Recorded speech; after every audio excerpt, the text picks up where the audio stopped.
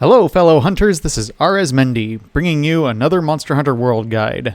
This time, this one's targeted at some friends of mine who are trying to get into the PC version of the game, and really we're kind of just wondering what is worth focusing on and what isn't worth focusing on.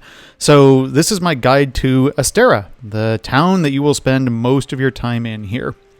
I'm just going to do a little walking tour. The Ace Hunter gives you this at the beginning of the game, but they do it with like a bunch of flavor text. I'm going to focus more on the functionality. So starting here at where you always spawn in, right? You've got your exits out into the world so you can go on expeditions. You have your quest board where you can do everything you need for quests. And you have your item box, which also allows you to change armor pigment if you've unlocked that. Down here, you have the Researcher. You will never need to interact with this guy outside of when he has an exclamation point over his head, and that will be early on in the game to give you a few specific quests. I won't spoil what they are, but just watch out for the exclamation point over his head. It'll appear on the minimap as well. Okay, continuing along around here, we have the Research Guild. Again, these guys you only need to interact with when you have an exclamation point over one of their heads, again, for specific quests. This guy over here, the Chief Ecologist, he will give you the same access to information that your Hunter Guide does. So he stores research levels, special investigations, and the field guide. But you can access most of the important information from this, whoops, wrong one, from here. The Resource Center and the Hunter's Notes. So the Resource Center is bounties, investigations, and delivery requests. We'll actually get to those in a moment. Hunter's Notes has your map, your Monster Hunter field guide, and your weapon controls. Weapon controls, does everything you would expect it to, right? Your field guide, this is all your research levels for everything. I won't show the full list because, I guess, spoilers. But there you go. You can talk to this guy whenever you get new research. It'll pop up a little notice on the right side saying new research results are available. If you talk to him, that'll go away, but you don't actually have to talk to him. Other than that, let's move on. Going back around sideways, here is the Resource Center. This is where you get investigations and bounties. So the important part of this are really these two. Deliveries. These are things where you can deliver items to unlock bonuses. You'll get these throughout the game. It's just deliver some items. The game will tell you when you have the required items for a delivery, so just watch after a hunt. If it says delivery can be completed, that means you can come here and complete that. That's all you need to do for it. Investigations will become more important later in the game. If you're in low rank, moving on to high rank, I wouldn't worry about these at all. In fact, I would just ignore them entirely. Bounties, on the other hand, you should worry about and you should pick them up. You can hold 6 bounties at a time.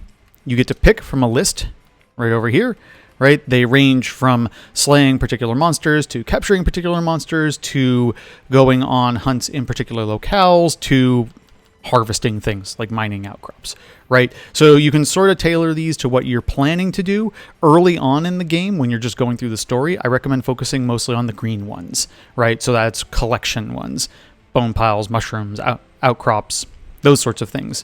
You're going to be going to all sorts of locales, so locale ones are not very good early in the game. Large Monster Hunt is pretty generic. That one's always good to pick up if it shows up.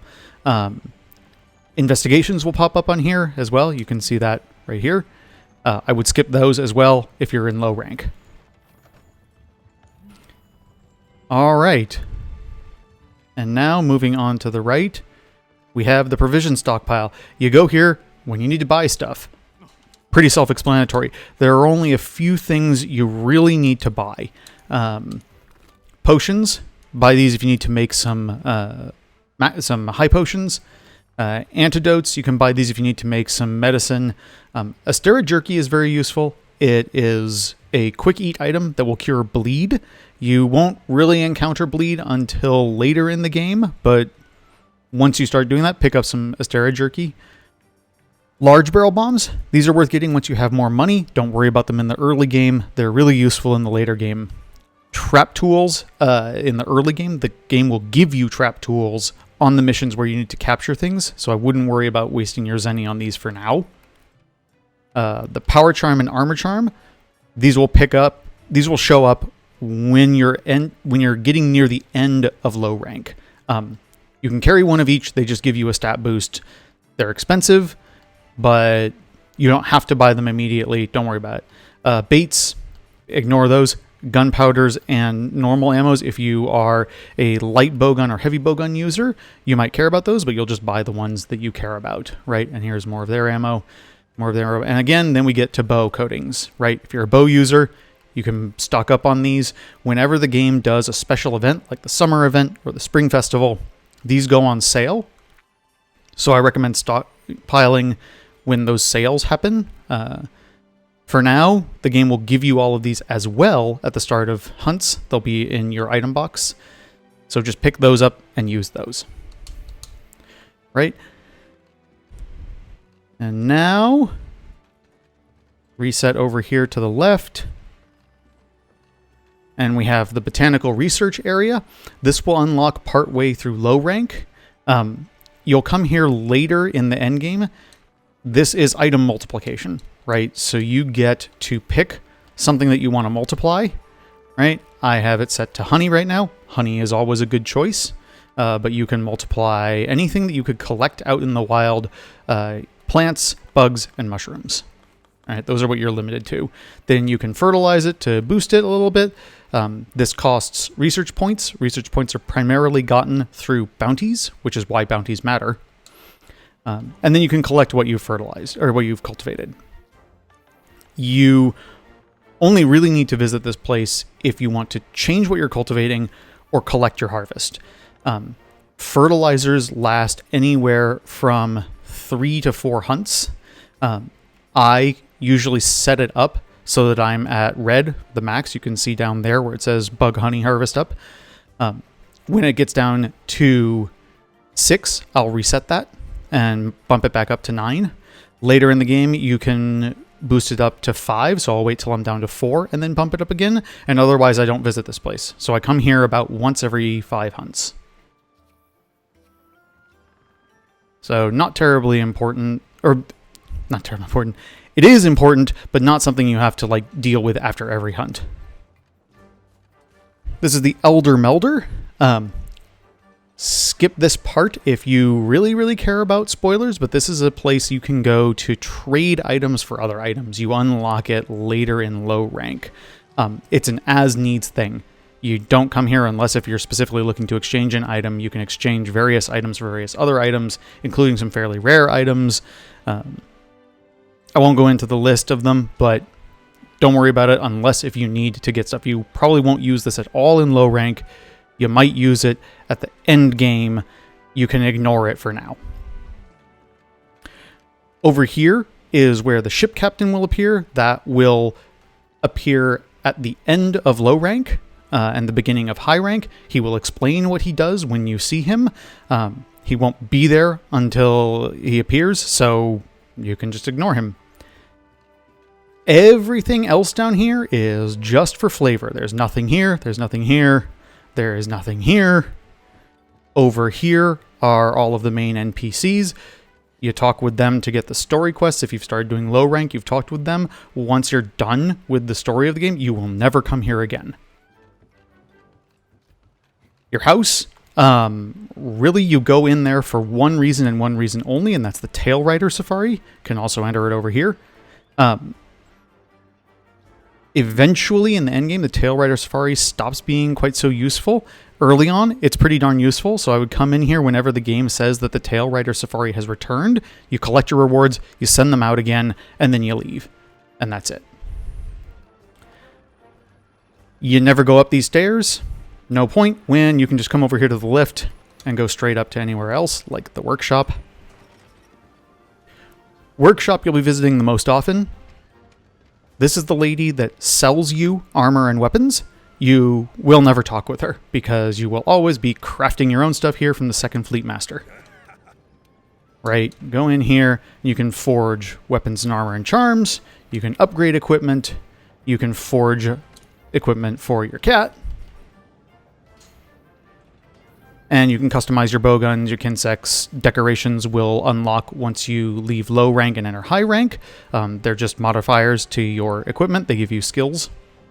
and you can change your equipment, right? You've probably already visited this guy and know the deal here. This area you'll be visiting a lot. It's very important. You can actually go back over here. You can go all the way around the furnace, but you can also go out here, up these stairs, around these stairs, up here, detour right here. If you walk this way, this will go up to the gathering hub. Over here, you walk up this way. You go up here to a nice viewpoint. That is all that's up here. So if you want to take some screenshots, you can come up this way and look at the vistas. If your Poogie is super in love with you, you can also bring him up here for some special rewards. I won't go into details about that. If anyone wants to know about how the Poogie works or what you can do with him, I can explain that later. Another quest board, whatever, you don't ever go to it. Don't ever talk to that guy. Nobody ever goes here. You can go to your room, technically, from here. I never have. You can get off the lift here. Oh, I don't know why you would. And then we get up to the canteen. And the canteen, of course, is where you get your food buffs. And it's where your handler sits. I tend to buff here in town at the canteen, but you don't actually have to. You can buff at the canteen in your camp when you go out on a hunt. So, and your item box, of course. Right. So one of the things I was seeing was people saying, like, you get dumped into Astera and it's a lot of information overload. You have no idea where you're supposed to go or what you're supposed to do. Really, when you're here, unless if you are going to shop for items, change around your bounties or set some investigations, or fiddle with your botanical garden, you basically don't interact with the rest of it. Oh, except for the workshop and crafting gear, right? If you want to, you can do everything you need from right here. Right? You can get your items set up. So if I'm going to go out on a hunt, I'll pick my hunt loadout, right? I can go here. I can post a quest. I'm going to do an optional quest from here. Let's see. I'll do this. Yeah, I'm going to get 4 forgotten fossils. Whatever. I'll start at Southwest Camp. Right. I can depart.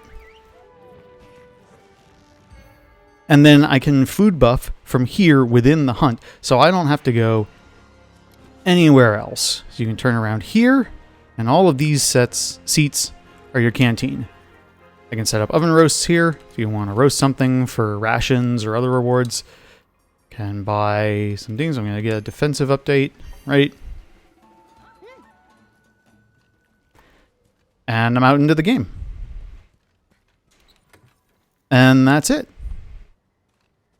So I really wouldn't worry too much about like all the things that are shown in Astera. Like it really only has a few small functions that are really important.